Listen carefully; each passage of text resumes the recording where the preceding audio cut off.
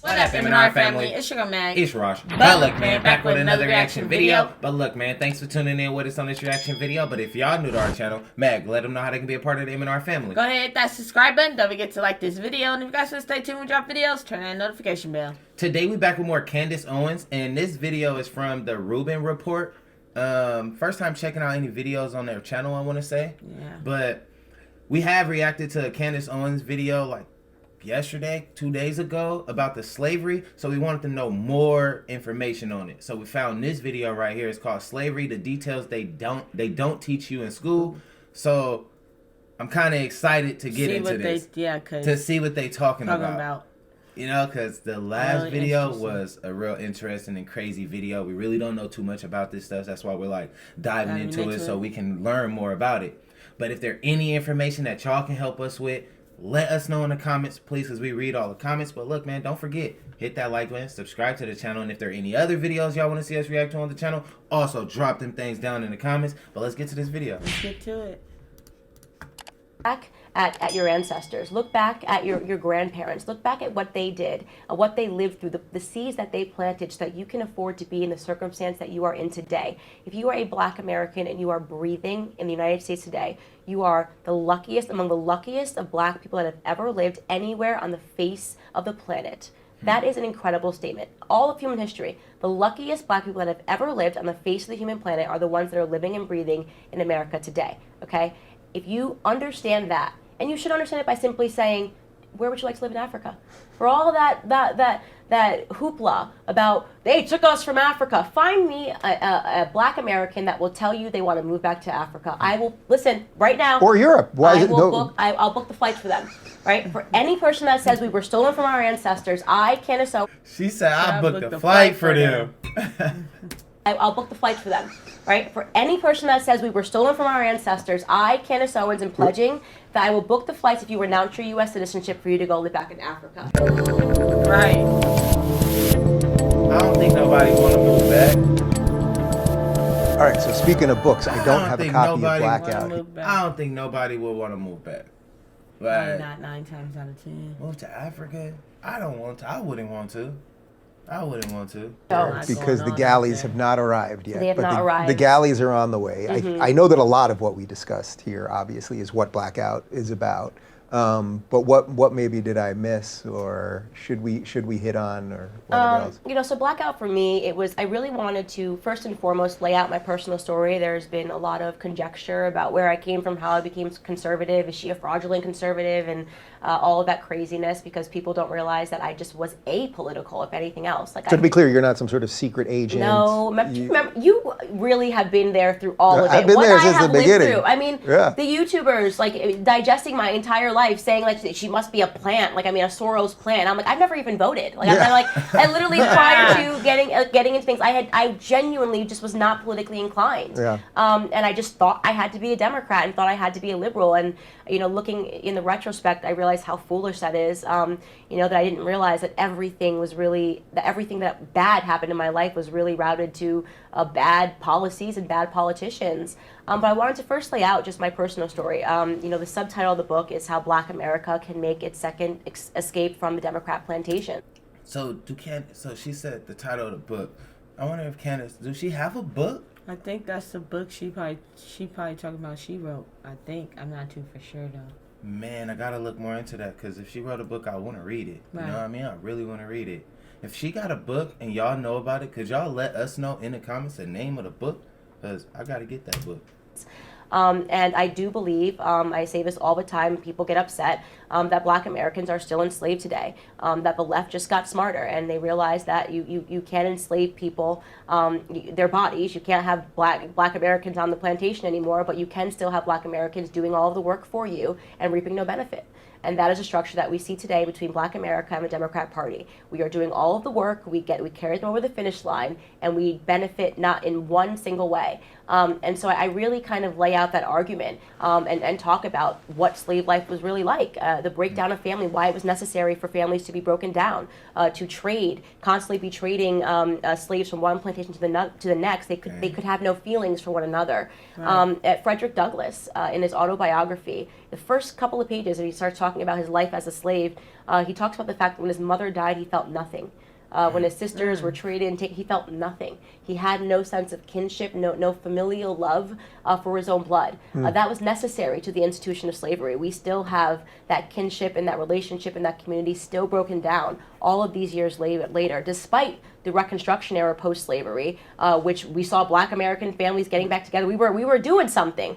It's all been wiped away. At a higher rate, by the way, until about 72 or so. Yeah, in the 1950s, Black Americans were outpacing whites in terms of economic growth.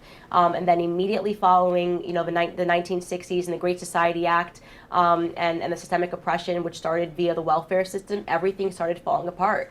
Reading, another topic, going back to slavery. Black Americans, it was illegal for Black Americans to learn how to read. In fact, it was so illegal that if you were a white person, you were taught and you were caught teaching your slave to read, you would be found guilty too. It was a serious sin. The reason for that is because they. It was.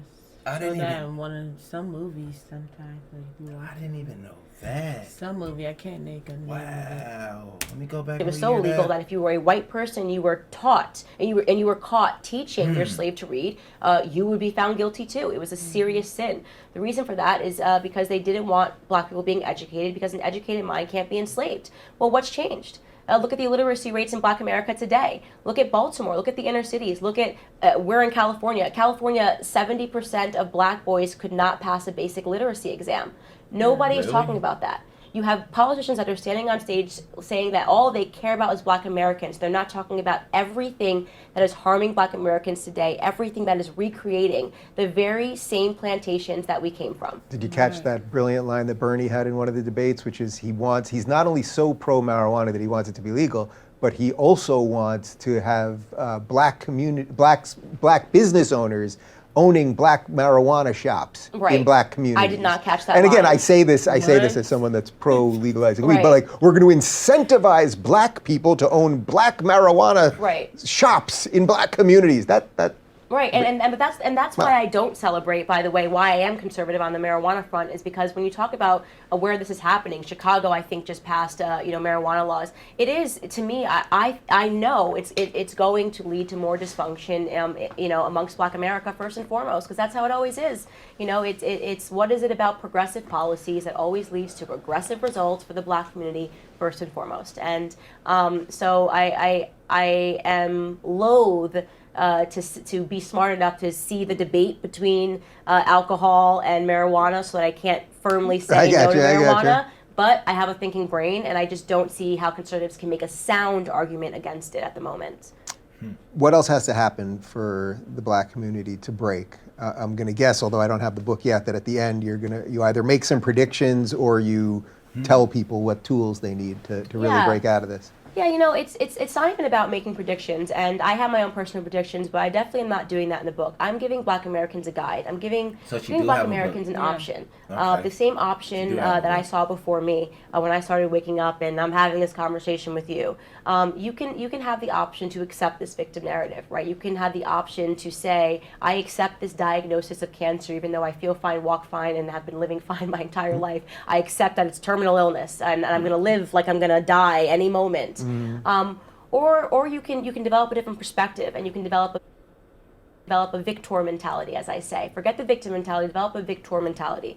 Look back at your ancestors, look back at your grandparents, look back at what they did, what they lived through, the seeds that they planted, so that you can afford to be in the circumstance that you are in today. If you are a Black American and you are breathing in the United States today, you are the luckiest, among the luckiest of Black people that have ever lived anywhere on the face of the planet. That is an incredible statement. All of human history, the luckiest Black people that have ever lived on the face of the human planet are the ones that are living and breathing in America today, okay? If you understand that, and you should understand it by simply saying, where would you like to live in Africa? For all that that hoopla about they took us from Africa. Find me a Black American that will tell you they want to move back to Africa. I will listen right now. Or Europe. Why is it no? I'll book the flights for them. Right? For any person that says we were stolen from our ancestors, I, Candace Owens, am pledging that I will book the flights if you renounce your U.S. citizenship for you to go live back in Africa. You want to cap this at maybe at 10 people, Nope, just in case people nope, are punking there's you? None. There's none. We did this. We did the same craziness with the Trump. I hate America. Everyone offered them money and flights. I think you might have. Don Yeah, Jr. I might offered a have. couple. Nobody took the bait, right? Because they know America is the greatest place they could possibly live. And You know what? If someone takes you up on this, I'll guarantee one first class upgrade.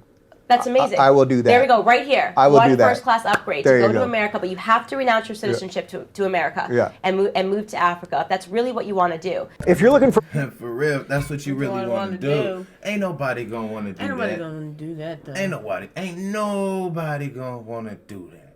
If y'all know anybody that want to do that, let us know. That's crazy. That's crazy. I don't think nobody gonna want to go back though.